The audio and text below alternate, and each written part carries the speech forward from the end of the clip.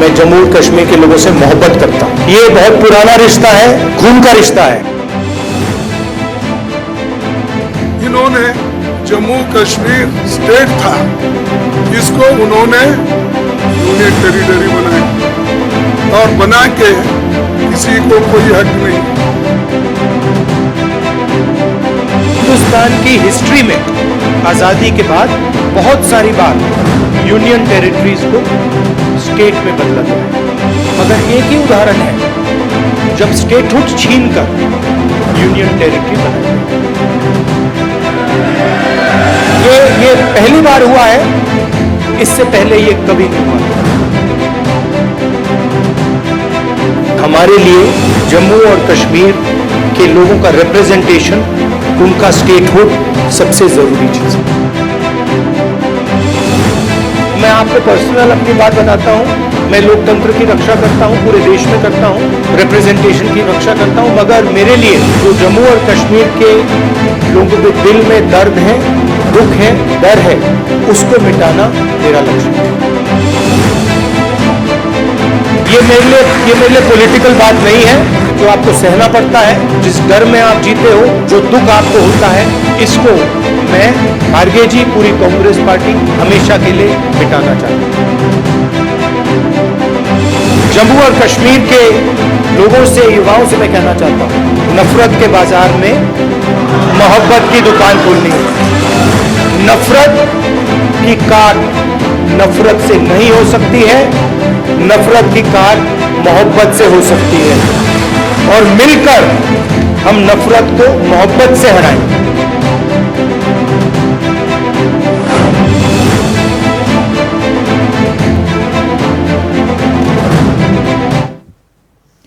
प्रणाम, मैं आपके साथ तिलक चावला। मुद्दे की बात, आपका अपना कार्यक्रम। आज एक बार फिर मुद्दे की बात में बात होगी चुनाव की। आप कहेंगे चुनाव तो अभी खत्म हुआ है लोकसभा का, तो फिर चुनाव कहां से? चुनाव उस विधानसभा के इम्तिहान से जुड़ा है जहां हरियाणा है, जहां जम्मू कश्मीर है, जहां सियासी जंग उत्तर प्रदेश के उपचुनाव की है, जहां चुनावी शोर महाराष्ट्र का है और कुछ कुछ झारखंड का भी। तो इसलिए विधानसभा का चुनावी इम्तिहान है और तेज हुआ घमासान भी है। चुनावी जंग एक तरफ और दूसरी तरफ चढ़ा सियासी रंग। राहुल गांधी, खड़गे दोनों मिशन पर निकले, मिशन कश्मीर। दावे और वादे बेशुमार किए, महाराष्ट्र, हरियाणा से लेकर कश्मीर तक पर पूरा जोर है। यूपी में उपचुनाव की तैयारियों पर भी शोर है। और ऐसे में सवाल यह कि राहुल गांधी या फिर मोदी, किसकी रणनीति पड़ेगी भारी? इम्तिहान जोरदार है, लेकिन खबर क्या है? आते हैं खबर पर। खबर यह है कि जम्मू कश्मीर में नेशनल कॉन्फ्रेंस और कांग्रेस मिलकर चुनाव लड़ेंगे। यह तय हो चुका है। महाराष्ट्र में एमवीए के साथ सीट शेयरिंग पर चर्चा हुई है कांग्रेस की, जबकि हरियाणा में दुष्यंत चौटाला की पार्टी के 6 एमएलए इस्तीफा दे चुके हैं। लगभग स्थिति साफ। समाजवादी पार्टी ने महाराष्ट्र में 12 और हरियाणा में 5 सीटों की मांग की है, जो सूत्र बता रहे हैं। और यूपी उपचुनाव में 10 में से 3 सीटें कांग्रेस मांग रही है। यह है खबर। अब जम्मू कश्मीर में क्या हुआ वो समझिए। कांग्रेस और नेशनल कॉन्फ्रेंस में गठबंधन हुआ है। 90 सीटों पर दोनों दल चुनाव लड़ेंगे मिलकर। सीटों का बंटवारा बाद में होगा। तारीख तय है 18, 25 सितंबर और 1 अक्टूबर यह चुनाव होगा, और नतीजे कब आएंगे? 4 अक्टूबर को। लेकिन अब आते हैं जम्मू कश्मीर से उत्तर प्रदेश की तरफ। वहां भी इंडिया गठबंधन में तनाव है। वहां क्यों तनाव है? वहां तनाव इसलिए है क्योंकि वहां उपचुनाव है, और उपचुनाव जहां पर सपा 10 सीटों पर नजरें गड़ाए हुए है, क्योंकि 10 सीटों पर उपचुनाव है वहां। मगर कांग्रेस भी चाहती है कि 50-50 की पार्टनरशिप हो सपा के साथ, यानी 5 सीटें सपा और 5 सीटें कांग्रेस। मगर कांग्रेस ये जानती है कि चांद को हाथ लगाने की कोशिश करेंगे तो कम से कम तारा तो मिल ही जाएगा। समाजवादी पार्टी 6 सीटों पर दावा कर सकती है। कौन सी? कढेरी, मिल्कीपुर, मिर्जापुर, करहल, फूलपुर, सीसामऊ। जबकि कांग्रेस की भी नजर 5 सीटों पर है। मगर सपा चाहती है, जो अंदर की खबर यह है कि खैर गाजियाबाद और मीरापुर की सीट कांग्रेस को दे दी जाए। बात यही खत्म नहीं होती। वो कहावत आपने सुनी होगी, इस हाथ ले उस हाथ दे। इस हाथ ले उस हाथ दे, कहावत क्यों? क्योंकि सपा के सामने कांग्रेस 5 सीटों की डिमांड उपचुनाव में कर रही है यूपी में, मगर समाजवादी पार्टी महाराष्ट्र और हरियाणा दोनों ही राज्यों में पार्टनरशिप चाह रही है। 2 सीटें सपा के पास हैं महाराष्ट्र में, भिवंडी, मानखुर्द, लेकिन वो चाह रही हैं मालेगांव, वर्सोवा, धुले, ओकाला वेस्ट। ये वो सीटें हैं, नागपुर सेंट्रल, जहां पर सपा की नजर है। मगर हरियाणा, जहां पर समाजवादी पार्टी का कोई वजूद नहीं है, वहां पर भी समाजवादी पार्टी चुनाव लड़ना चाह रही है। तो कांग्रेस डिमांड कर रही है यूपी में, सपा डिमांड कर रही है महाराष्ट्र और हरियाणा में। तो चुनाव बेहद दिलचस्प है गठबंधन के लिहाज से भी, क्योंकि यूपी में गठबंधन की स्थिति और भी है। स्थिति ये एनडीए के खेमा अनुप्रिया पटेल डिमांड, राष्ट्रीय लोकदल डिमांड, संजय निषाद डिमांड। अब ऐसे में सीटें हैं 10। अब किसकी ख्वाहिश होगी पूरी? और वो भी बीजेपी के सामने डिमांड, जो कल तक कहते थे कि भैया जितनी सीटें मिली उतनी काफी। तो यानी चुनावी घमासान बेहद दिलचस्प है। जम्मू कश्मीर से लेकर महाराष्ट्र, महाराष्ट्र से लेकर हरियाणा और हरियाणा से लेकर उत्तर प्रदेश तक। आज इसी पर करेंगे चर्चा। हमारे साथ जुड़ेंगे मेहमान, लेकिन पहले राहुल गांधी के बयान आपको सुनाते हैं और फिर रुक करेंगे अपने मेहमानों की तरफ। मैं आपको पर्सनल अपनी बात बताता हूं। मैं लोकतंत्र की रक्षा करता हूं, पूरे देश में करता हूं, रिप्रेजेंटेशन की रक्षा करता हूं। मगर मेरे लिए जो जम्मू और कश्मीर के लोगों के दिल में दर्द है, दुख है, डर है, उसको मिटाना मेरा लक्ष्य है। ये मेरे लिए पॉलिटिकल बात नहीं है, ये और गहरी बात है। जो आपको सहना पड़ता है, जिस डर में आप जीते हो, जो दुख आपको होता है, इसको मैं, खारगे जी, पूरी कांग्रेस पार्टी हमेशा के लिए मिटाना चाहते हैं। अगर कॉन्फिडेंस से, निडरता के साथ किसी ने जम्मू कश्मीर में काम किया है तो वो कांग्रेस का कार्यकर्ता है। मैं जानता हूं आप लोगों को क्या सहना पड़ता है, मगर आप कांग्रेस पार्टी का झंडा, कांग्रेस पार्टी की विचारधारा के लिए आप रोज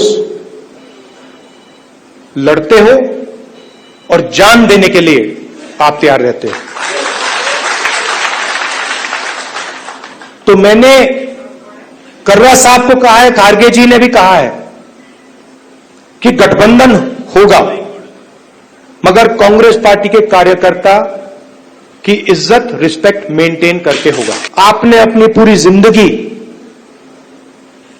कांग्रेस पार्टी की विचारधारा की रक्षा करने में, कांग्रेस पार्टी की थिंकिंग को आगे बढ़ाने में दी है।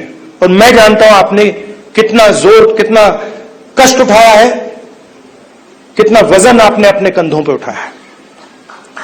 देश की हालत आप जानते हो, पूरे देश में बेरोजगारी है, जम्मू कश्मीर में बेरोजगारी है। जो अपॉर्चुनिटीज यहां के युवाओं को मिलनी चाहिए, बाकी स्टेट्स के युवाओं को मिलनी चाहिए, वो नहीं मिल रही है। मगर एक बात बदल गई है और ये आपने टीवी पे देखा होगा। चुनाव में नरेंद्र मोदी जी की कॉन्फिडेंस को इंडिया गठबंधन ने खत्म कर दिया।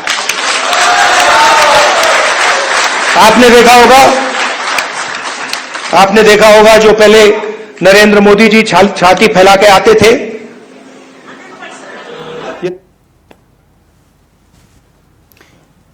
तो राहुल गांधी अलग अंदाज में दिखाई दे रहे हैं, बात कॉन्फिडेंस की कर रहे हैं। सीधा रुख करेंगे अपने मेहमानों की तरफ। आपको बता दें आज हमारे साथ इस चर्चा में जो मेहमान कार्यक्रम का हिस्सा बन रहे हैं वो आपकी स्क्रीन पर है। केसी जैन साहब बीजेपी के चेहरे, वरुण जी कांग्रेस के चेहरे, जगदीश जी समाजवादी पार्टी के चेहरे और डॉक्टर धनोज राजनीतिक विशेषज्ञ हमारे साथ इस कार्यक्रम का हिस्सा है। आप सभी का बहुत बहुत स्वागत है। सबसे पहले केसी जैन साहब, शुरू हुआ इम्तिहान है, तेज हुआ घमासान है, एक तरफ एनडीए और दूसरी तरफ इंडिया, कैसी है तैयारी? आपकी बारी। जी जी, देखिए आवाज मिलने वाली है आपको? जी जी, देखिए चावला जी, पहली बात तो यह है कि भारतीय जनता पार्टी किसी भी चुनाव को हल्के में नहीं लेती। वो चाहे उपचुनाव हो, चाहे मेन चुनाव हो, चाहे विधानसभा का हो, लोकसभा का हो, चाहे नगर पालिका। और रही बात तैयारी को लेकर के, तो अभी आपने उस पर आपने चर्चा भी की थी कि भारतीय जनता पार्टी ने अपना चुनावी जो माहौल है उसके साथ साथ अपना सदस्यता अभियान भी शुरू किया है। तो हम अपने भारतीय जनता पार्टी में नए सदस्य भी जोड़ रहे हैं। हमारा लक्ष्य 2 करोड़ से ज्यादा सदस्यों को उत्तर प्रदेश में ही जोड़ना है। तो ऐसे में भारतीय जनता पार्टी बूथ स्तर से लेकर के और विधानसभा से लेकर के जम्मू कश्मीर में क्या उम्मीद दिखाई दे रही है आपको? देखा राहुल गांधी की तस्वीरें देखी आपने, जम्मू कश्मीर पहुंचे हुए हैं, वहां पर बकायदा जो है खड़गे साहब के साथ, फारूक अब्दुल्ला के साथ गठबंधन हो गया, दोनों का गठबंधन। देखिए पार्टियां अपनी तैयारी कर रही है। और रही बात कांग्रेस की, कांग्रेस किस पार्टी से कब गठबंधन करे, कब नाता तोड़ दे, या कांग्रेस के साथ कौन सी पार्टी कब गठबंधन करती, कब नाता तोड़ दे, इसका कोई भरोसा नहीं। हाँ, चुनाव के समय पर सत्ता की लोलुपता में तमाम सारे लोग इनसे जुड़ते हुए दिखाई देते हैं, लेकिन जैसे ही चुनाव समाप्त होता है आप देखिए रूपरेखा बदल जाती, क्योंकि बाकी पार्टियों को ये पता है कि कांग्रेस वास्तव में कितनी कमजोर हो चुकी है। अगर कमजोर नहीं होती, इतने सारे दल मिल करके लड़ने के बाद में भी कहते थे तीसरी बार मजबूरी का गठबंधन है। लेकिन महाराष्ट्र में आपका और शिंदे साहब का जो गठबंधन है वो कैसा गठबंधन है? जो अजीत पवार के साथ गठबंधन है वो कैसा गठबंधन है? देखिए वो अपनी पार्टी मजबूत गठबंधन है या मजबूर गठबंधन है? बिल्कुल मजबूत गठबंधन है, मजबूत है। और एक चीज है, तो फिर अजीत पवार को ढोने वाली बात कहां से आई थी? नहीं देखिए चावला जी, जो लोग अपने अपने व्यक्तिगत वक्तव्य कुछ दे सकते हैं अलग बात है। अच्छा, आरएसएस की व्यक्तिगत पार्टी स्तर पर अगर हमारे साथ कोई है हम सबका सम्मान करते हैं। अभी आप अपने प्रोमो में बता रहे थे कि भाई भारतीय जनता पार्टी से भी उत्तर प्रदेश में अगर 10 सीटों का उपचुनाव होना है तो उत्तर प्रदेश के लिहाज से भी अलग अलग कई सारे जैन साहब, आप उनके गठबंधन की बात कर रहे हो, मैं वरुण जी के पास जाऊं, लेकिन उससे पहले एक बात समझना चाह रहा था। कल तक जो राजनीतिक दल जो आपके सहयोगी थे, जिन्हें आप प्रसाद के रूप में टिकट देते थे, वो माथे पर लगाते थे, कहते प्रभु कल्याण हो गया, धन्य हो गए, धन्य है। आज वही राजनीतिक दल कह रहे हैं टिकट चाहिए और इतनी चाहिए। कल तक जिन्हें आप कहते थे प्रसाद के रूप में जितना रख लो, सबको जरा स्क्रीन पर लीजिए, और आप अगर प्रसाद के रूप में जिसे देते थे वो कहता था कि भैया माथे पर लगा के धन्य हो गए, प्रभु काफी है, बहुत है। चावला जी, और आज वो कह रहे हैं हमें चाहिए टिकट। आप बताइए जैन साहब, ये बदला बदला क्यों है सब कुछ? नहीं, कुछ बदला नहीं है। हाँ? एक चीज स्पष्ट है चावला जी, बिल्कुल स्पष्ट है। क्या? भारतीय जनता पार्टी का कोई भी घटक दल ये नहीं है कि लोकसभा में अलग चुनाव लड़े, ये विधानसभा में नहीं, मैं लोकसभा और राज्यसभा और ये विधानसभा मैं कह रहा हूँ, कल तक डिमांड नहीं करते थे आपसे, आज ये डिमांड कर रहे हैं। आप ये तो सुनिए ना। हाँ। वो तो सीधे सीधे बगावत करके पूरे आकर के फ्रंट पे चुनाव लड़ रहे हैं, उसको क्या कहेंगे? नहीं, कौन विधानसभा में आप देखिए, आम आदमी पार्टी अलग चुनाव लड़ती है, सामने आके लड़ती है चुनाव। हाँ। और लोकसभा में साथ साथ लड़ते, और लोकसभा में पंजाब में अलग लड़ते, और दिल्ली में आम आदमी पार्टी आज है नहीं ना। मैं आपसे पूछ रहा हूं, ये कल तक जो डिमांड नहीं करते थे वो आज आपसे डिमांड क्यों कर रहे हैं? जो कल तक कहते थे कि प्रभु जो प्रसाद दिया वो है, आओ भाग्य हमारे माथे पर लगाया और कहा कि चलो भैया काफी है, आज वो कह रहे कि ना हमें चाहिए 2 सीटें। आदरणीय चावला जी, मेरी बात तो सुनिए ना, वही हाँ। बात तो मैं कह रहा हूँ, आपके प्रश्न का ही जवाब दे रहा हूँ। हमारे गठबंधन का घटक दल अगर उसको लगता है कहीं पर वो मजबूत है, सीट की मांग कर सकता है, लेकिन ऐसा नहीं है कि लोकसभा में वो एक साथ रहे और विधानसभा में बगावत करे, ऐसा नहीं है। सत्ता लोलुपता ये है कि आप एक चुनाव मिलकर लड़ते हैं, दूसरे चुनाव में एक दूसरे को एकाएक एनडीए जो जिंदा हुआ, इसके पीछे की वजह क्या है जी? जो एकाएक एनडीए जीवित हुआ, इसके पीछे की वजह क्या है? नहीं, एनडीए जब से है तब से एनडीए का एक फार्मूला स्पष्ट नहीं, 10 साल से तो कहीं था नहीं ना एनडीए, तब तो सिर्फ मोदी सरकार थी। अगर नहीं तब भी था, तब भी हमने अपने घटक दलों को तब भी पूरा सम्मान दिया। तो आप मुझे एक मिनट जैन साहब एक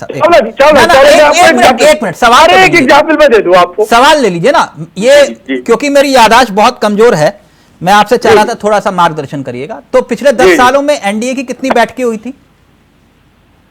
चावला जी, आप ये देखिए कि हमारी पूर्ण बहुमत की सरकार होने के बाद हाँ, अगर हमारे साथ में राजभर जी आते हैं, उनको पूरा सम्मान मिलता है कि आप नहीं मिलता? घुमा रहे हैं जैन साहब मुझे। नहीं, हमको उनको पूरा सम्मान मिलता है नहीं, मैं सम्मान की बात नहीं, मैं कह रहा हूं कि एनडीए की, आपने कहा ना एनडीए था, तो एनडीए की कितनी बैठकें हुई थी?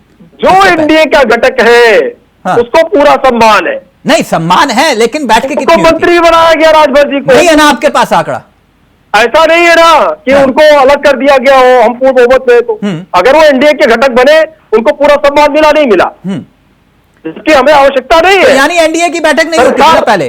सरकार होने के बाद, सरकार बनने के बाद राजभर जी आते हैं, शामिल होते हैं पार्टी में। ठीक जैन साहब, लेकिन उनको पूरा मिलता है। आपसे मैंने यही कहा ना, एनडीए की बैठकें होती थी, तो बताइए आपका कोई घोषणा पत्र है एनडीए का?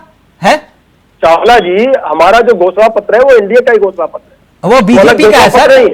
अलग अलग पार्टियां अलग अलग घोषणा पत्र करती है, नहीं, लेकिन बीजेपी का घोषणा पत्र एनडीए का नहीं है। नहीं, आप उनके घोषणा पत्र की बात करो, मैं आपसे पूछ रहा हूँ, है एनडीए का? चावला जी, मैं वही बात कह रहा हूँ, कॉमन मिनिमम प्रोग्राम है कोई? अगर वो बिल्कुल सबकी राय के बाद नहीं बना। देखिए, जो भारतीय जनता पार्टी का घोषणा पत्र है वही एनडीए का घोषणा। अच्छा, जो आपका घोषणा पत्र है वही एनडीए का है। एक मिनट फिर आ रहा हूं वरुण जी। तो फिर अगर जो आपका घोषणा पत्र एनडीए का घोषणा पत्र एक है, तो फिर अगर वक्फ बोर्ड की बात आती है तो विरोध कहां से आता है? अग्निवीर योजना की बात आती है तो विरोध कहां से आता है? ये वही सुन है, आपने लेटर एंट्री को लेकर फैसला लिया, आपके घर के भीतर से ही विरोध आया सर, तो फिर ये कॉमन मिनिमम प्रोग्राम कैसे हुआ? नहीं चावला जी, देखिए, ये जिन बातों की आप चर्चा कर रहे हैं, हाँ, ये बातें घोषणा पत्र में नहीं है। हाँ, चर्चा कर रहे हैं। अच्छा, तो घोषणा पत्र में नहीं है, लेकिन आप इंप्लीमेंट कर रहे हो। बोर्ड का कहीं पर घोषणा पत्र में नहीं है, लेकिन हमारा घोषणा पत्र आया है, बैठ करके सबके साथ चर्चा करने के बाद आया है। तो सर, चर्चा करके विरोध कहां से हो रहा था? जब आप चर्चा करके फैसला ले रहे हो, विरोध कहां से हो रहा है? बिल्कुल स्पष्ट है, समाजवादी पार्टी का अलग घोषणा पत्र आता है, कांग्रेस का अलग घोषणा पत्र आता है। 4 फैसले आपने पुनर्विचार किया 71 दिन के अंदर। ये जो सरकार का आंकड़ा मैं आपको वो बता रहा हूं, 4 फैसले, गलत तो नहीं कह रहा? चावला जी, अगर हमारे घटक दल है, सबके साथ अगर कोई नई चीज ला रहे हैं तो बैठ के चर्चा होगी, क्या दिक्कत है? होगी, अपनी बात रखने में दिक्कत नहीं है, उनकी बात रखते हैं, लेकिन ये तो अलग अलग घोषणा पत्र भी लाते हैं, टकराव की भी स्थिति पैदा होती है। हम साथ थे, साथ साथ हैं, साथ साथ रहेंगे। अब तो आपको फारूक अब्दुल्ला की भी जरूरत पड़ रही है। जम्मू कश्मीर में? देखिए, हमारे फारूक अब्दुल्ला जी पुराने साथी रहे, नेशनल कॉन्फ्रेंस से हमारा पुराना गठबंधन रहा है। हाँ। हमारा जो पुराना गठबंधन था उसी के आधार पर फिर से गठबंधन की बात चल रही है, तो इसमें कोई बुराई नहीं है। समाजवाद ये भारतीय जनता पार्टी जब महबूबा मुफ्ती के साथ गठबंधन कर सकती है, शिरोमणि अकाली दल के साथ कर सकती है, तो कांग्रेस नेशनल कॉन्फ्रेंस के साथ कर रही, तो क्या बुराई? कोई बुराई नहीं है। मैं समझता हूँ गठबंधन की राजनीति हमारे देश को भाती है, लोगों को पसंद आती है, तो कोई बुराई नहीं है इसमें। जनहित होना चाहिए, उद्देश्य जो है जनता का हित है, वो किस तरह से होगा ये नेतृत्व तय करेगा, उसमें कोई। तो ये जनहित है या अपना हित है? नहीं, देखिए, में आप 50-50 की डिमांड करो, कुछ ज्यादा नहीं हो रहा? ऐसा आपको लगता है कि ज्यादा कम की बात ही नहीं है, कोई एक सामंजस्य के साथ चुनाव लड़ना है। नहीं तो आप 5 सीटें किस हैसियत से मांग रहे हो यूपी में?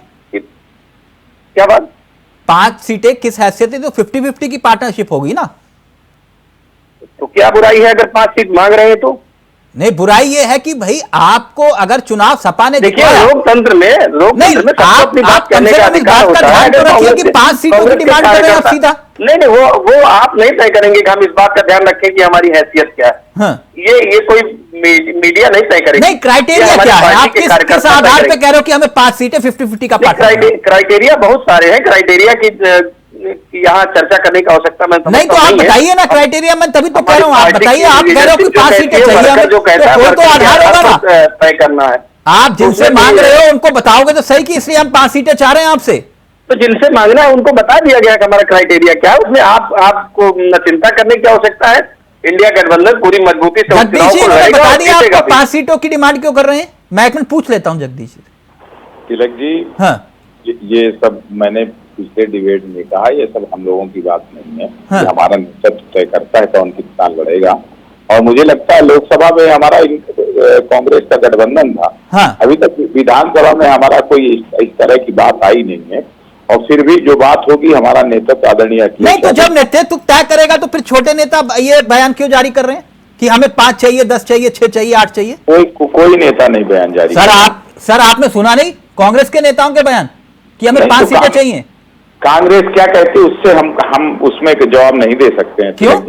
हम अपने दल की बात कर रहे हैं। हमारे दल के नेता आदरणीय अखिलेश यादव जी तय करेंगे कि कितनी सीट कहाँ पे तय अखिलेश यादव करेंगे। फिर कांग्रेस क्यों मांग रही है आपसे? अब ये कांग्रेस अपना बात करेगी अखिलेश जी से। हाँ, वरुण जी वो ये कह रहे हैं कि तय तो अखिलेश यादव ने करना है, आप कितना भी मांगिए, कोई फर्क बिल्कुल सही है। हमारे नेतृत्व को तय करना है, उसमें क्या बुराई है? देखिए, मुख्य उद्देश्य भारतीय जनता पार्टी को रोकना है। ये बात बार बार इंडिया गठबंधन ने कही, पूरे देश में कही, आदरणीय राहुल गांधी जी ने कही, अखिलेश यादव जी ने भी कही। अब आप लोग पता नहीं क्यों झगड़ा करवाने की कोशिश करते हो। अच्छा, झगड़ा हम करवा रहे हैं और कांग्रेस के कार्यकर्ताओं के बीच। मैं तो इसलिए हमारे कोई झगड़ा है ही नहीं। सर, गठबंधन में कभी इस बात का कोई इश्यू है ही नहीं। आप बेवजह झगड़ा करवाएंगे, कहा उस नेता ने, वो कहा। आपके नेता, क्या इंटरेस्ट है इसमें? आपके नेता अखिलेश बोलते हैं ये झगड़ा हम करवा रहे हैं। सर, कम से कम एक मुख्यमंत्री का सम्मान तो रखना चाहिए ना, और झगड़ा हम करवाएंगे। आप एक बात तो सुनिए, लीडरशिप ने तय कर लिया ना क्या करना है, तय हो गया। तो फिर आपके नेता बयान क्यों दे रहे हैं? अभी तो आप भी कह रहे थे 5 सीटें चाहिए मुझे। देखिए, इस देश में अभिव्यक्ति की आजादी है। हम 10 सीट भी मांग सकते हैं, 8 सीट भी मांग सकते हैं, 9 सीट भी मांग सकते हैं। ठीक, इसमें क्या बुराई है? हम अपने घर में मांग रहे हैं, अपने परिवार में मांग रहे हैं, अपने गठबंधन के बीच में बात कर रहे हैं। अच्छी बात है, लेकिन जगदीश जी एक बात, धन्यवाद आ रहा हूं आपके पास। एक मिनट जी जगदीश जी, जो बात अभी वरुण जी कह रहे हैं, लेकिन मुझे समझ में नहीं आई ये बात। महाराष्ट्र में 12, हरियाणा में 5 सीटें आप मांग कर रहे हैं कांग्रेस से, क्यों? आप देखिए, ऐसा है ना। हाँ, ये मैंने अब जो बता दिया, ये पॉलिसी मैटर है। ये हम डिबेट में नहीं बता सकते, हमारे नेता तय करते हैं। अच्छा, तो महाराष्ट्र में कितना लड़ना है, तो हरियाणा में कितना लड़ना है। नहीं तो वजह तो होगी ना, हरियाणा में आपका कोई वजूद नहीं है, कोई अस्तित्व नहीं है। आप कह रहे हो 5 सीटें चाहिए, जहां पर कांग्रेस को उम्मीद है कि हम सत्ता में वापसी कर रहे हैं। आप उनसे डिमांड कर रहे हो 5 सीटों की। किससे जगदीश सिंह ने कहा है कि तो मुझे 5 सीटें दे दो? नहीं चाहिए आपको? हमको चाहिए होगा हमारे नेता तय करके, जहां हमको चाहिए वही है। नहीं तिलक जी, हाँ। हमारा नेता शेर है इस देश का, जहां चाहेगा लड़ा देगा, उसके नाम पे वोट मिलता है। किसके? अखिलेश यादव। अखिलेश यादव जी लड़ा देंगे, चुनाव लड़ेंगे। हरियाणा में 1 सीट भी नहीं है आपकी। हो चाहे ना, हम 1 सीट क्या 10 सीटें पैदा कर देंगे। जनता के बीच वोट तो जनता देती है। नहीं नहीं, टिकट तो आपको कांग्रेस ही देगी ना हरियाणा में। कांग्रेस क्यों? हम कोई राजनीतिक दल नहीं कि हम अपना टिकट, हमारे आदरणीय अखिलेश यादव जी अपना टिकट देंगे। मतलब अकेले दम पे चुनाव लड़ लोगे कांग्रेस क्यों छोड़ के? ये हमारे नेता तय करेंगे कि हमको लड़ना है तो लड़ना। नहीं, लड़ना तो लड़ना ठीक है, वो आपकी जिद हो या कुछ भी हो, लेकिन स्थिति मध्य प्रदेश वाली ना हो जाए ना, आपको लाइन में खड़ा कर रखे, जैसे अखिलेश जी बता रहे थे, रात को 2-2 बजे तक लाइन में खड़ा किया रखा, और फिर उसके बाद बोले अखिलेश कौन? देख लिए, उसके बाद भी तो गठबंधन हुआ, उसके बाद भी तो तिलक जी गठबंधन हुआ। अब जैसे मध्य प्रदेश में था, हमारे नेता आदरणीय अखिलेश यादव जी ने, यानी आप ये कह रहे हो कि हरियाणा और महाराष्ट्र में अगर चुनाव लड़ना होगा तो लड़ेंगे, चाहे कुछ भी हो? बिल्कुल लड़ेंगे। वरुण जी कोई ऐतराज तो नहीं? वो ये कह रहे कि तय अखिलेश को करना है, हम कांग्रेस के आगे हाथ नहीं फैलाएंगे। अरे हमें क्यों ऐतराज होगा? समाजवादी पार्टी इस देश का लोकसभा में तीसरे नंबर की पार्टी है। हाँ। उसको चुनाव लड़ना चाहिए, उसको कौन सा ऐतराज होगा? क्यों ऐतराज होगा? कांग्रेस थोड़ी तय करेगी समाजवादी पार्टी चुनाव लड़ेगी कि नहीं लड़ेगी। नहीं, वो टिकट वाली बात थी ना, बंटवारे की गठबंधन भी लड़ाने का प्रयास मीडिया करेगा इंडिया गठबंधन को, हाँ। उससे इंडिया गठबंधन लड़ने वाला नहीं है। इस बात को आप लोग नोट कर लीजिए। मैं आज दूसरी डिबेट में ये बात कह रहा हूँ कि दिन में भी एक डिबेट थी, मैंने उसमें भी यही कहा था, हाँ। कि जितना लड़ाने का प्रयास मीडिया करेगा उतना ही इंडिया गठबंधन मजबूत होगा। अभी पिक्चर शुरू हुई है, अभी रुकिए, अभी आपके नेता ही बताएंगे सब कुछ कहानी। खैर छोड़िए उस बात को। जगदीश जी कुल मिला के जो बताएंगे वो बताएंगे, उसमें कुल मिला के जल्दी से बताइए, फिर मैं धनोज जी की थ्योरी बड़ी दिलचस्प होती है अलग से, लेकिन इतना बताइए कि ये जो मसला है हरियाणा वाला और महाराष्ट्र वाला, महाराष्ट्र में तो चलिए 2 सीटें शायद हैं आपके पास, लेकिन वहां भी आप 12 सीटों की डिमांड कर रहे हो। देखिए तिलक जी, हम कहाँ 12 कर रहे हैं, कहाँ 10 कर रहे हैं? ये मेरे मैं जो प्रवक्ता समाजवादी पार्टी, मेरे न संज्ञान में, ना मैं बता सकता हूँ, साफ दिल के साथ कह रहा हूँ। अच्छा। और ये पूरी तरह से हमारे नेता आदरणीय अखिलेश यादव जी तय करेंगे कि कहां से उनको 12 लड़ना है कि 32 लड़ना है। वाह जगदीश जी, जी ये बात हुई ना। वरुण जी जम्मू कश्मीर में जाकर इनके नेता ये तय कर लेते हैं कि गठबंधन होगा जी, और कह रहे कि सीटों का बंटवारा बाद में। यूपी में कोई नहीं बोला कि सीटों का बंटवारा बाद में गठबंधन रहेगा। मैं ये कह रहा हूं जगदीश जी, है ना? और वरुण जी की पार्टी के नेता खुले तौर पर कह रहे कि 5 सीटों पर चुनाव चलेंगे। तिलक जी बड़ी स्पष्ट 10 ऑब्जर्वर नियुक्त कर दिए, आपने तो 10 भी नहीं किए, शायद 6 किए, उन्होंने 10 कर दिए। तो क्या बुराई है 10 कर दिए तो भाई? अच्छी बात है, कह तो रहा हूं सर, कह तो रहा हूं, अच्छी बात। 10 सीटों पर इंडिया गठबंधन चुनाव लड़ेगा ना, कांग्रेस नहीं लड़ेगी, समाजवादी पार्टी में कोई तो लड़ेगा। ठीक, इसलिए 10 ऑब्जर्वर बनाया आपने, इसके कार्यकर्ताओं की। ठीक है वरुण जी, इसलिए 10 ऑब्जर्वर बनाया आपने, ठीक है, मैं समझ गया। बनाए, इसमें क्या बुराई है 10 ऑब्जर्वर बनाया? धनोज जी सुन रहे हैं आप? गठबंधन का इम्तिहान की बात हो रही थी। पहले वरुण जी कह रहे थे कि देखिए जैन साहब को कितने कमजोर हो गए हैं। वो जैसे होता है ना कि इम्यूनिटी पावर जो है कमजोर होती है तो सारे रोग लग जाते हैं। वो कह रहे हैं यही वजह है कि एनडीए के सहयोगी दल डिमांड कर रहे हैं। जी बहुत बहुत धन्यवाद आपका। तमाम पैनलिस्ट को मैं नमस्कार करते हुए 2 लाइन से शुरुआत करता हूं।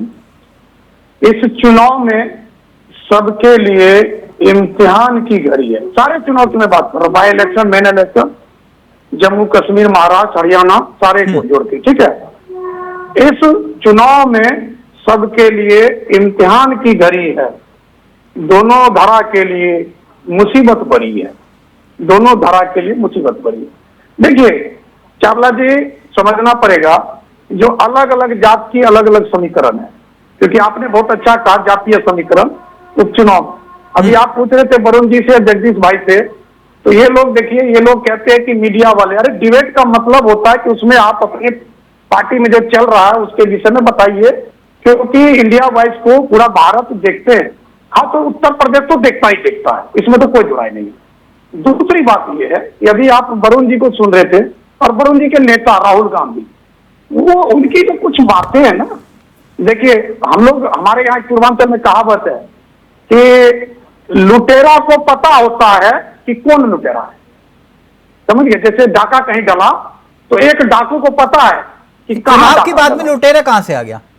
तो मैं समझाने के लिए कह रहा हूं आपको, समझाने के लिए। थोड़ा मुझे बोलने देने तो आ जाएगा ना, कहना क्या चाहते हैं। कि हाथ भी जाके किससे मिलाया, जो कह रहा 370 को हम रिज्यूम करेंगे, जबकि पूरे लोग को पता, जम्मू कश्मीर के एक एक बासिंदे को पता है कि इनके ये जो कह रहे हैं कि हमारा मुद्दा जो है कि हम अगर सरकार में आते हैं तो हम 370 को रिज्यूम करेंगे, जबकि नहीं, तो फिर वो बीजेपी ने जो पीडीपी से हाथ मिलाया था वो क्या था? अरे सर मुझे बोलने तो दीजिए, मैं आऊंगा ना आपके। नहीं, तो आप एक तरफा बात कर रहे हैं तो सवाल ही तो पूछ रहा हूं मैं आपसे। एक तो बस पहले एक तो बोल लेने दीजिए। आप मुद्दा किसका है? आपने फिर राहुल गांधी का सुनाया, आपने बीजेपी के किसी नेता का बाइक चलाया नहीं ना? बीजेपी नेता की बात नहीं की मैंने बीजेपी की बात नहीं की। बात नहीं आप। और जैन साहब कहाँ अंतरिक्ष से आए? सुन, अंतरिक्ष से जैन साहब से कार्यक्रम की शुरुआत की नहीं की मैंने? ओ सर जी, आप शुरुआत की, बाइक का जो स्टार्ट किया उन्होंने कहा। साहब अगर राहुल गांधी बयान देंगे तो बंद कर दूं क्या? नहीं दिखाऊं क्या उनका बयान? अरे मैं वो नहीं कह रहा, आप चलाइए ना बयान, मैं आपको मना नहीं कर रहा। नहीं तो धनोज जी कम से कम ये लॉजिकल बात करिए ना। मैं लॉजिकली तो कर रहा हूं। हाँ बात रखिए। लॉजिकल बात होगी तो करेंगे ना लॉजिकल बात। क्या बोले वरुण जी? मैं कहा लॉजिकल बात होगी तो ही लॉजिकल बात बोलेंगे आप ना, आपको तो एक तरफा बात करनी है। आपके तरह थोड़े ना मैं विदेशी पिस्ता पी के आता हूँ, मैं तो देसी दाल रोटी खा के बैठता हूँ भाई साहब। यहाँ पर सुनते हैं आप क्या बोलते हैं, चोर ऐसा नहीं है। चोर मोसेरे भाई, जो लुटेरा, जो देश चोर की गाड़ी में जिनका होता है ना, चोर को सबसे पहले चोर ही पहचानता है। जब पूछिए राहुल जी से, अरे मोदी जी से पूछिए, राहुल जी से क्या पूछते हो यार? पहले जिन्होंने पूछा उनसे जम्मू कश्मीर जिन्होंने महबूबा मुफ्ती के साथ सरकार चलाई तब तो आपको नहीं लगा था, जिन्होंने कहा तब राहुल गांधी नहीं रहे तब तो आपने सवाल नहीं पूछा। राहुल गांधी जी ने कितनी बढ़िया बात कही, आज तो मुझे एक कार्यकर्ता का राहुल जी ने आज नहीं दिया कि 370 तो चौड़े होना चाहिए, झंडा फहरा रहे हैं। होना चाहिए आपको। और आप तो ऐसी बात कर रहे हो कि ऐसा लग रहा है जैसे भारतीय जनता पार्टी से पैसा लेके बैठे हो। आप लोग मुझे हंसी आती है कभी कभी आप लोगों की बात सुनकर के, आप लोग बोलते कैसे हो एक तरफा बात कैसे? और यहाँ आपके नाम के नीचे राजनीतिक विश्लेषक नहीं दिया जाता है। आप एक मिनट रुकिए वरुण जी, एक मिनट बात खत्म करते हैं ना। वरुण जी जो बात धनोज जी कह रहे हैं कि 370 को लेकर कांग्रेस का स्टैंड क्या, क्लियर करो, बात आगे करते हैं। यही बात कह रहा हूं धनोज जी, आ रहा हूं एक मिनट दोबारा आपके पास, बोलिए वरुण जी। मोटी मोटी यही बात कर लीजिए, राहुल गांधी ने बोला नहीं। हाँ ठीक है, एक मिनट रुकिए, या तो डर से मर गए। एक मिनट रुकिए, वो कह रहे 370 को लेकर स्टैंड क्लियर करो जरा। आप एक मिनट आप की बात लेकर जरा धनोज जी सुन लो ना, एक मिनट सुन लो, सुन लो, एक मिनट सुन लो, आप सुन तो लीजिए। दूध दबा लिए 370 पे, कुत्ते के भांति दूध दबा लिए। धनोज जी यार आपको तमीज है धनोज जी, शब्दों का चयन, धनोज जी का ऑडियो नीचे, धनोज जी का ऑडियो नीचे, एक मिनट मुझे दो कौड़ी का संयम, क्या आप इसको शामिल कराते हैं डिबेट में? ऐसे लोगों के साथ क्यों अस्तरहीन शब्दों का चयन ना, गलत बात है धनोज जी, ऐसे नहीं। ये बहुत अस्तरहीन आदमी, 370 को लेकर स्टैंड किया। पहले तमीज सिखाइए, पहले इससे कहिए सॉरी बोले। राइट डिबेट में इसने क्या कहा, इसको कहिए सॉरी बोल जाइए। ये ऐसे लोगों को तिलक भाई, अगर ऐसे लोगों के साथ डिबेट होगी तो मैं आपकी बात माफ करिएगा, चैनल पे नहीं बैठूंगा। वरुण जी बात करने की तमीज नहीं है। वरुण जी क्या बोल रहे हैं? वरुण जी एक मिनट तिलक भाई, आप शब्दों की मर्यादा तो आपको तय करनी होगी। एक ये गलत बात है, कोई ऐसा राजनीतिक विश्लेषक का धनोज जी, एक मिनट धनोज जी का ऑडियो उठाइए, धनोज जी का ऑडियो उठाइए, धनोज जी, मेरे प्रधानमंत्री हो धनोज जी, एक मिनट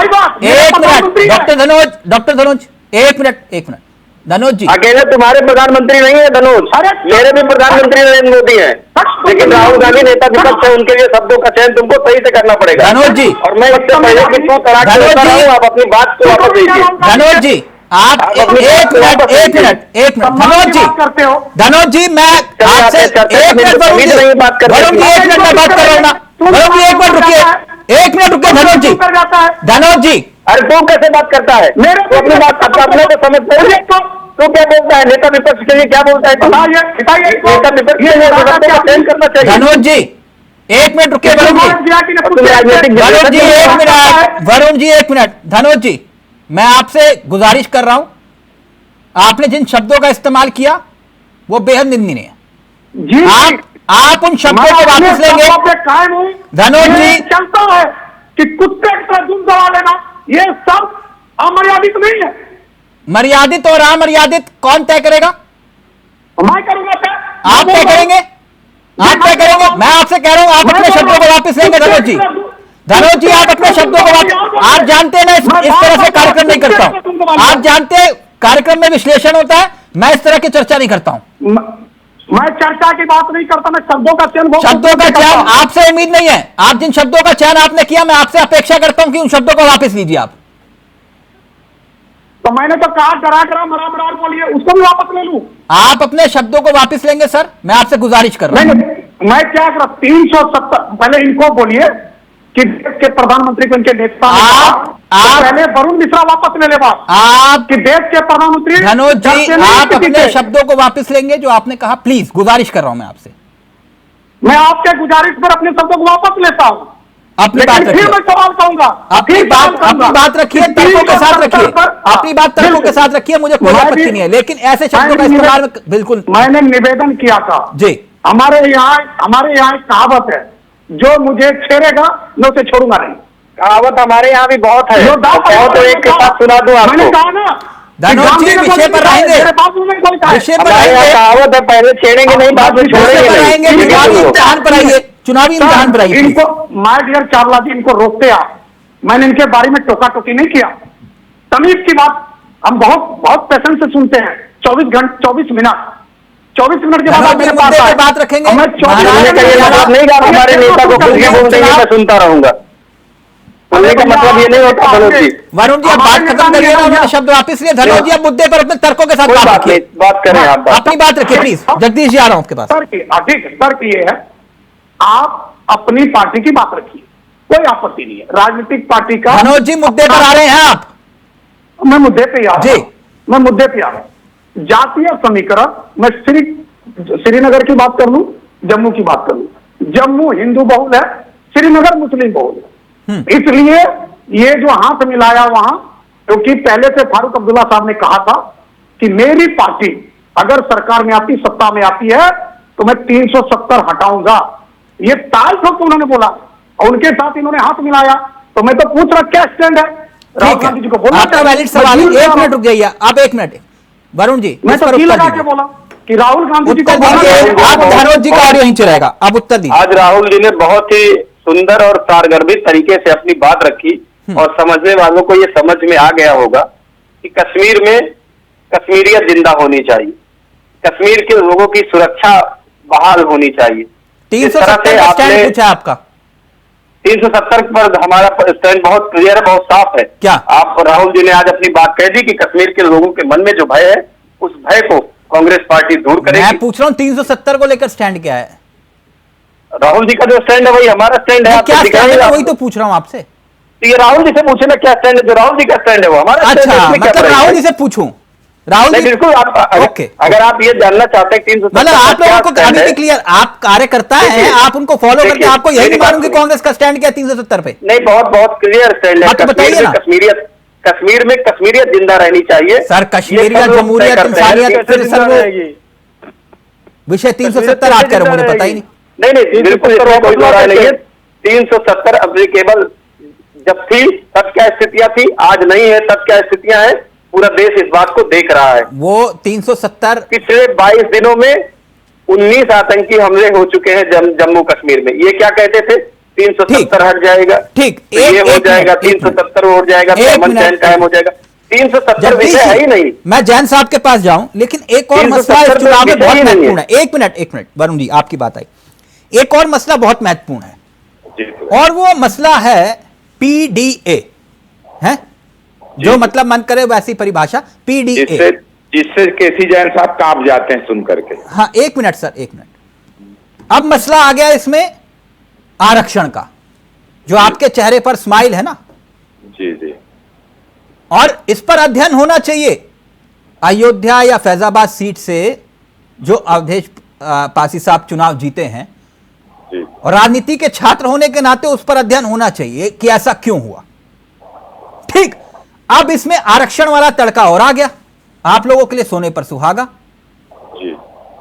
जगदीश जी, जातियों के आधार पर जो सियासत घूम रही है 360 डिग्री, मैं ये नहीं कह रहा कि मंडल वाला मसला आ गया फिर से, क्योंकि उस वक्त कांग्रेस का स्टैंड कुछ और था, है ना। तो आज जो स्थिति उत्पन्न हुई है जातियों की सियासत पर, आपको लगता है कि इस चुनाव में उसका असर देखने को मिल जाएगा? बिल्कुल मिलेगा। जो जिस तरह से भारतीय जनता पार्टी की सरकार ने संवैधानिक उपबंधों को दरकिनार करके पिछड़े दलितों के हक को छीना है। उत्तर प्रदेश में 69,000 शिक्षकों की भर्ती में जो आरक्षण की अनियमितता थी, और आज तक जितनी भी, आप समझिए उत्तर प्रदेश में बेरोजगारी बढ़ती रही, कोई भी भर्तियां नहीं हुई, और संविदा के आधार पर लोग रखे जाने लगे। इससे लोगों के जो संवैधानिक अधिकार, जो हक था पिछड़ों दलितों का और पीडीए का जो हक था, वो मारा गया। यही कारण है कि भारतीय जनता पार्टी जो 400 का नारा दे रही थी तिलक जी, वो 240 में आ गई।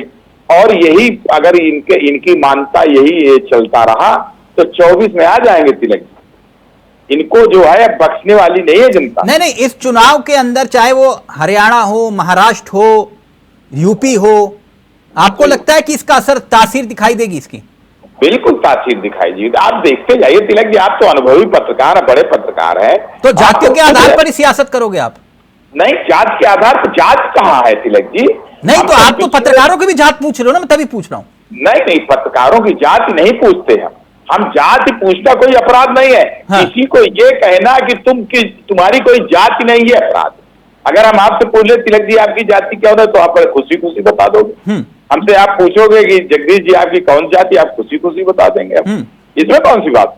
लेकिन तिलक जी ये गाली है अगर हम कोई कह दे कि जगदीश तुम्हारी कोई जाति नहीं। तो ये आरक्षण वाला मसला आप उठा रहे हो, लेकिन मायावती जी भी एक्टिव हो गई ना, मैं इसलिए कह रहा हूं। ऐसा है ना, मायावती जी की कार्य प्रणाली, मायावती कहने की जरूरत नहीं तिलक जी, पूरा देश जानता है मायावती जी की क्या है और कहां पहुंच गई। नहीं, क्या है, कहां पहुंच गई, लेकिन इतना जरूर है कि आज भी इतना मादा रखने की जो आपके सपनों को चकनाचूर करवा सकती हो। नहीं तिलक जी, वो बहुत पानी बह गया, बहुत पानी बह गया। पहली बार हुआ है सड़कों पर बसपा के नेता दिखाई दे रहे हैं झंडा लिए। तिलक जी कोई नहीं दिखाई दिया, केवल ये सब हवा ही है। इनको चुनाव लड़े, एक सीट के लिए तरस रही हैं।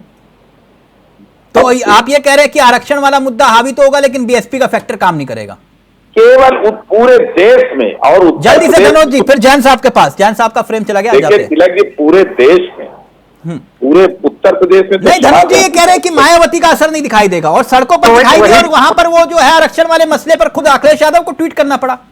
वही तो मैं आ रहा हूं। जब 21 को बंद का आह्वान किया तो ये लोग मजबूर होकर सपोर्ट क्यों किया? पूछ लीजिए इनसे, अगर उसका कोई वजूद नहीं है तो क्यों अखिलेश यादव जी या इंडिया गठबंधन क्यों समर्थन किया? जगदीश जी बताओ, धनोज क्यों समर्थन किया उसका बताइए। ये बताइए तिलक जी, कौन सा अपराध है अगर जिस विचारधारा को लेकर हम चलते हैं और कोई हमारे पीछे चलता है तो हम कौन से उसको मना करेंगे क्या? आह्वान तो किसी और ने किया, आह्वान और ये सब ये हमारी विचारधारा है, हमारी पीडीए की हमारी विचारधारा पिछड़ों दलितों और अन्याय और अत्याचार के खिलाफ। यानी मायावती का फैक्टर कोई काम नहीं करेगा, आप ये कह रहे हैं? गैर बराबरी को खत्म करना हमारा मोटो है। ठीक, जैन साहब बधाई हो, मायावती भी उपचुनाव लड़ रही हैं। देखिए बिल्कुल चावला जी, हर एक पार्टी को अधिकार है, और मायावती जी अरे बी टीम है तिलक जी, मायावती जी इनकी बी टीम है। ये तो चाहे ऐसे नहीं चलेगा, ये तो अपने हिसाब से घुमाते रहते हैं। जगदीश आप बात तो रखने दीजिए जान साहब। तो आपके लिए तो खुशखबरी है ना कि मायावती जी चुनाव लड़ रही है। तो हम बोले इनकी बात पूरी हो गई हो। नहीं, आप पूरा आराम से बोलिए, कोई दिक्कत नहीं। हम किसी के हस्तक्षेप, बिल्कुल जैन साहब प्रेम से बोलिए जैन साहब। मैंने कहा कि आप चेहरे पर मुस्कुराहट आ जाती है जैसे ही आपको सुनने को मिलता है बीएसपी चुनाव लड़ रही है। तो नहीं चावला जी, देखिए हर एक पार्टी को चुनाव लड़ने का अधिकार है, और बहन जी की पार्टी पुरानी पार्टी है, कई बार वो मुख्यमंत्री रही हैं, तो अगर उनको किसी चुनाव में मन माफिक रिजल्ट नहीं आता है तो इसका मतलब ये नहीं कि वो पार्टी खत्म हो। इससे आपको फायदा होगा या नुकसान? देखिए हम अपना चुनाव लड़ रहे हैं, वो अपना चुनाव लड़ रही है। नहीं, आपके नेताओं ने कभी जुबान से ये बात बोली कि भाई अगर मायावती उस तरह से अगर चुनाव लड़ती तो नतीजा कुछ और होता यूपी में।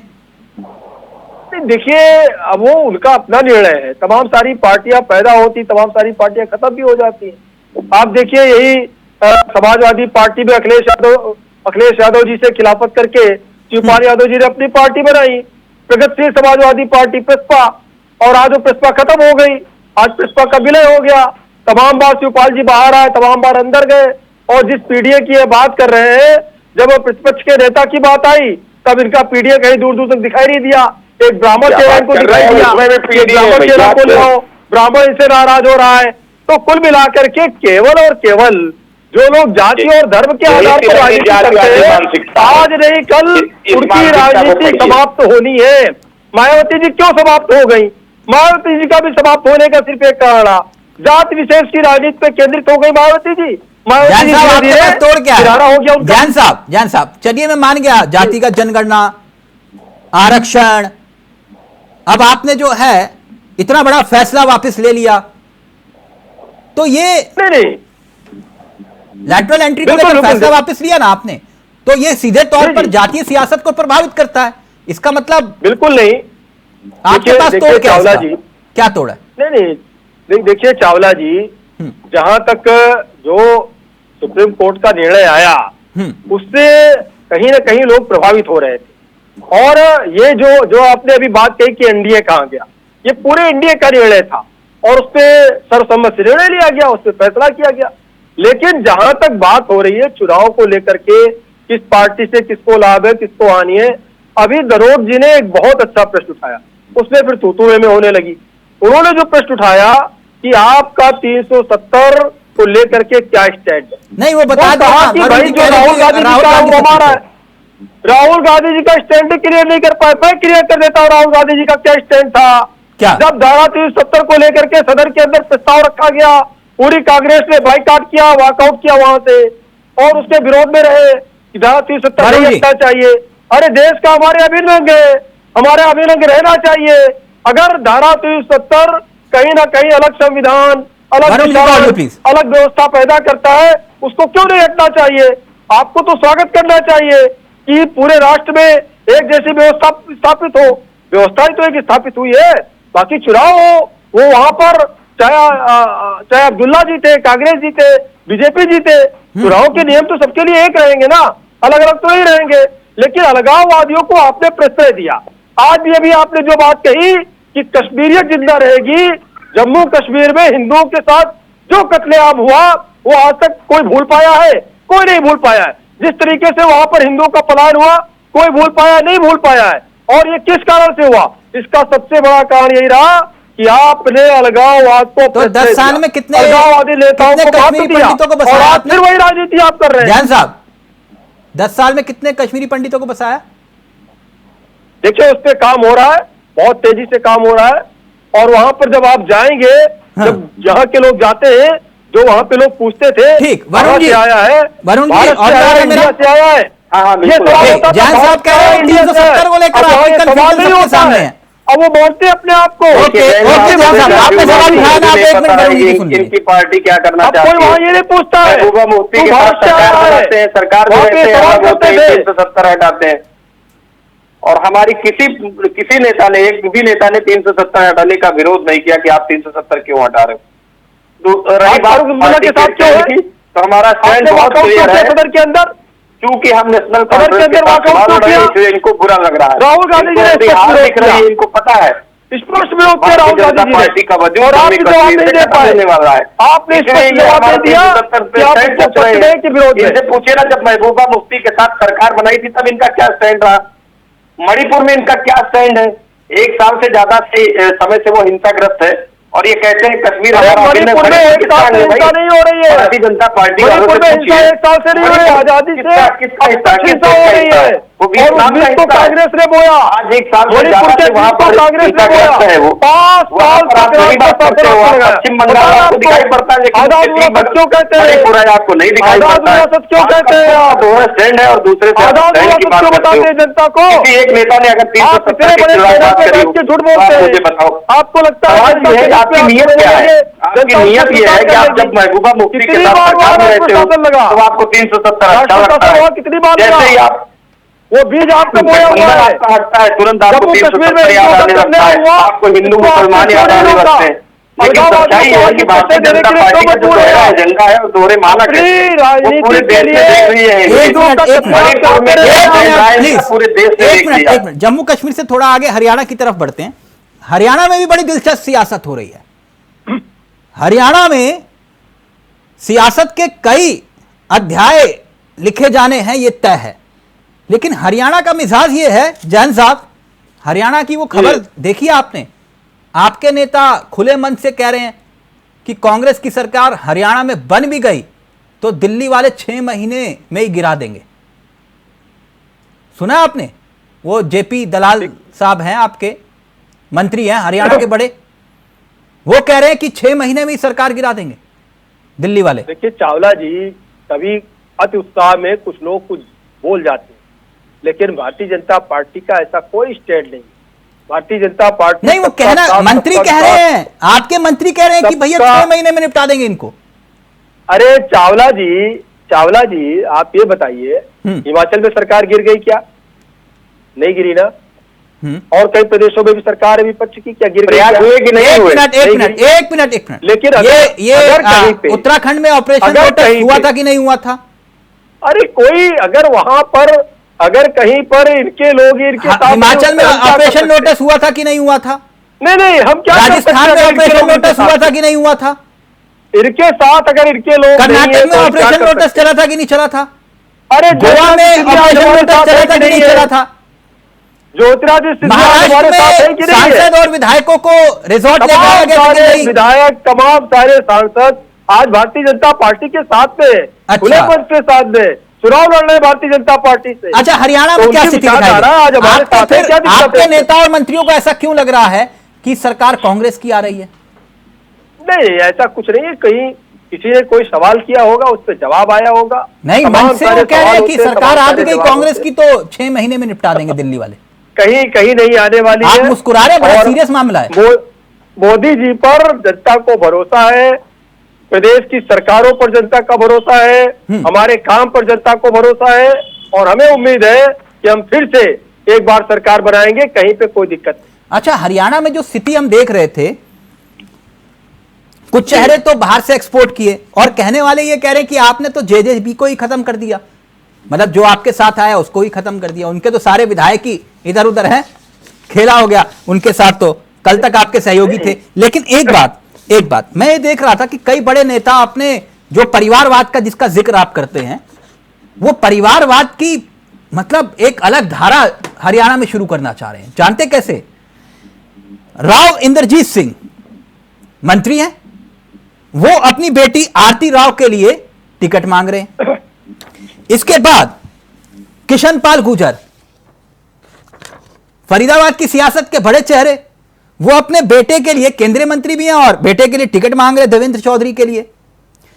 नवीन जिंदल सांसद है कुरुक्षेत्र से, मां सावित्री जिंदल के लिए टिकट। चौधरी धर्मवीर सिंह सांसद, बेटे मोहित चौधरी के लिए टिकट मांग रहे हैं। कुलदीप बिश्नोई, भव्य बिश्नोई जो उनके बेटे हैं, उनके लिए टिकट मांग रहे हैं। और किरण चौधरी जिन्हें आपने हैं, वो अपनी बेटी ऋतु चौधरी के लिए टिकट मांग रही हैं। तो ये परिवारवाद नहीं है जैन साहब? बिल्कुल नहीं, बिल्कुल नहीं। एक परिवार से अगर एक से अधिक लोग विधायक हैं, हाँ, इसका मतलब परिवारवाद नहीं है। तो परिवारवाद वो है चाहिए, इनकी आवाज उठाएंगे, वो बेचारा कार्यकर्ता क्या करेगा जो आपका डंडा और झंडा उठाता है? नहीं, अरे चावला जी बात तो सुनिए।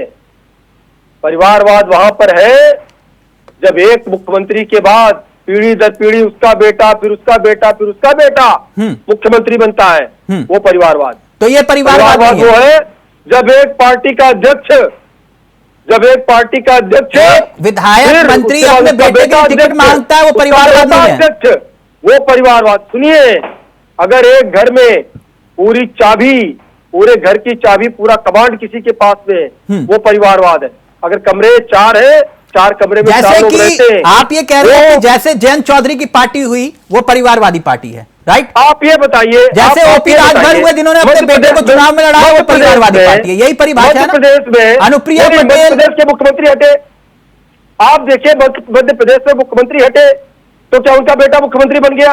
उत्तर प्रदेश में कल्याण सिंह जी का बेटा राजवीर क्या अच्छा, मुख्यमंत्री ये हरियाणा में चल क्या रहा है? ये आपके अपने नेता अपने बेटे बच्चों के लिए टिकट क्यों मांग रहे हैं?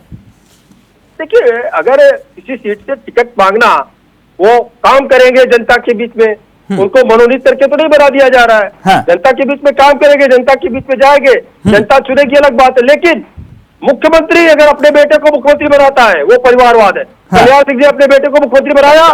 नहीं बनाया। मध्य प्रदेश में मुख्यमंत्री ने अपने बेटे को मुख्यमंत्री बनाया क्या? नहीं बनाया।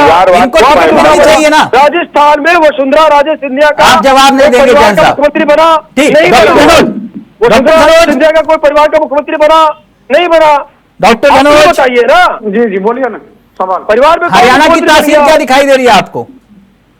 देखिए, तासीर जो है, हवाएं तो बदलती रहती है, ठीक है। चैलेंज सबके लिए, क्योंकि आज एक पार्टी नहीं है जिसका जिक्र नहीं किए, लेकिन मैं कर देता हूँ कि सबको पता है कि सबने ताल ठोक दिया। अभी वर्तमान में बीजेपी की परीक्षा है वहां पर, क्योंकि उन्होंने मुख्यमंत्री को चेंज कर दिए, ठीक है, मुख्यमंत्री को ले आए केंद्र में।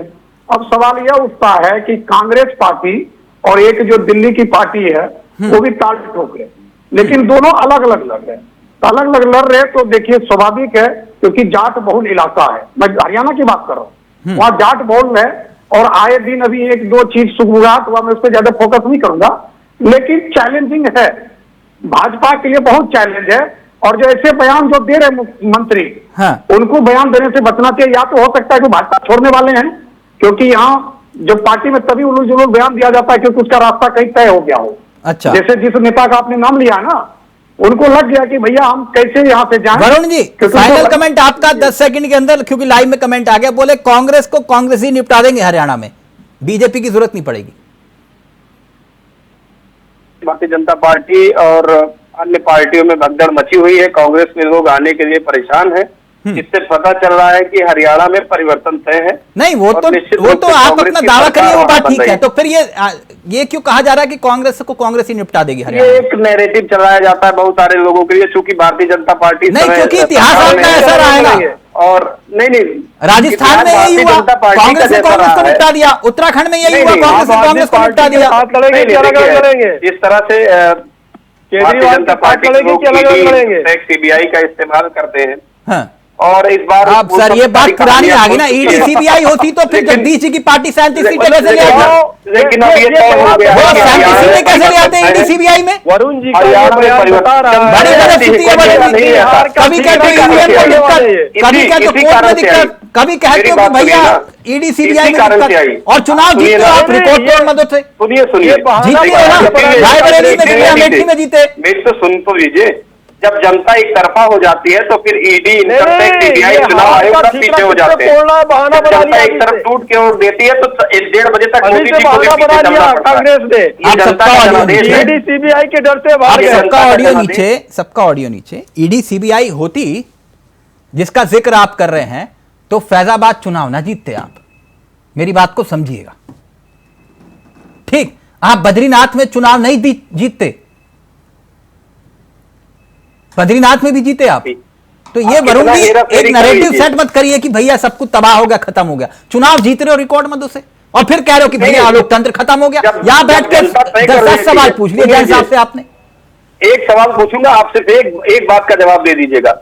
चुनाव आयोग के आंकड़ों में 1.5 करोड़ वोट चर्चा करिए खुले मंच से, ठीक, अच्छी बात है।